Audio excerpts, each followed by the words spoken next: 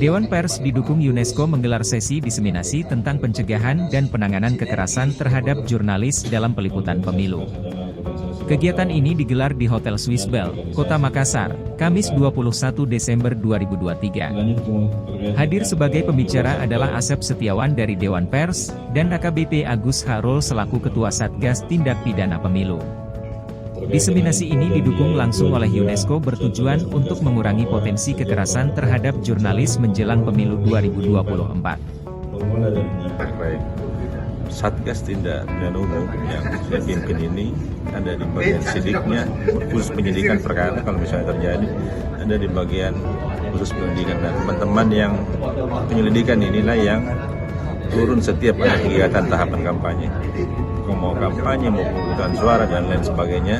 Teman-teman saya ini yang di Satgas Sidik ini yang turun, itu didampingi dengan Satgas yang lain juga yang secara bersamaan keseluruhan tadi itu sampai dengan Satgas Humas, mereka turun semua juga untuk antisipasi jangan sampai terjadi keribuan seperti itu. Baik, ya. Untuk skala prioritas tadi Pak, ya. Ini tentunya membutuhkan waktu yang tidak lama biasanya namanya skala. Ya. Kemungkinan ini memang akan real dilakukan Pak dalam kondisi proses kasus-kasus pemilu. Ya, saya pastikan seperti itu. Sepanjang tadi, apa yang kita butuhkan dalam proses penyidikan tadi itu, seperti yang dijelaskan tadi, kalau lihat mekanisme surat edaran dari Dewan Pers itu, kalau itu semua ada, 2 bulan selesai saya kira. Itu akan jadi kasus prioritas dan pasti selesai. Kita pastikan itu. Dewan Pers itu pertama ya, kita sudah mengeluarkan surat edaran bahwa pers harus melaksanakan fungsinya sesuai dengan Undang-Undang Nomor 40 Tahun 1999, fungsi informasi, fungsi pendidikan, hiburan, dan kontrol sosial. Dengan demikian pers juga ditekankan independen, ya kan? Nah, yang kedua, kita sudah juga mengeluarkan surat edaran bagi wartawan ya, yang kemudian bergabung dengan salah satu calon misalnya, atau kemudian tim sukses atau caleg, maka disarankan untuk nonaktif atau mengundurkan diri dari perusahaan medianya.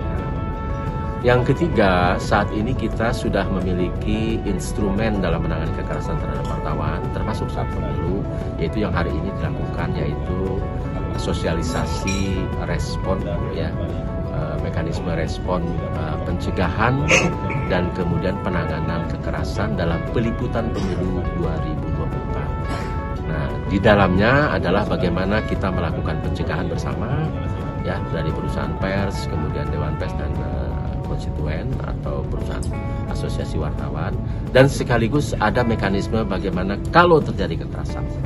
Nah, itulah upaya-upaya yang dilakukan oleh Dewan Pers sampai sekarang. Ya, jika terjadi kekerasan seperti dikatakan tadi, apakah juga Dewan Pers bisa mendorong untuk menjadikan prioritas terhadap kasus kekerasan wartawan yang terjadi pada masa pemilu tersebut? Nah, dalam pertemuan kami hari Senin, kami telah mendapatkan komitmen dari bapak-bapak dari penegak hukum, baik itu dari kepolisian, Matra TNI, akan memprioritaskan kasus-kasus pemilu peliputan wartawan secara khusus, ya, prioritaskan. Nah, dengan komitmen ini termasuk dari KPU, Bawaslu juga, maka dengan komitmen diharapkan segera bila-bila kasus itu di seluruh Indonesia. Kami sudah akan membuat satu sistem, bahkan sekarang sudah ada satgas, ya, pemilu, termasuk untuk penyelesaian kasus pemilu, produk jurnalistik, dan kekerasan terhadap wartawan. Nah, kami karena sudah mendapatkan komitmen dari aparat penegak hukum, ya tentu saja kami akan mengawal sampai nanti pemilu terselenggara selesai pada tahun depan 2024. Dari Makassar, Muhammad Nias, Herald Sulsel, melaporkan.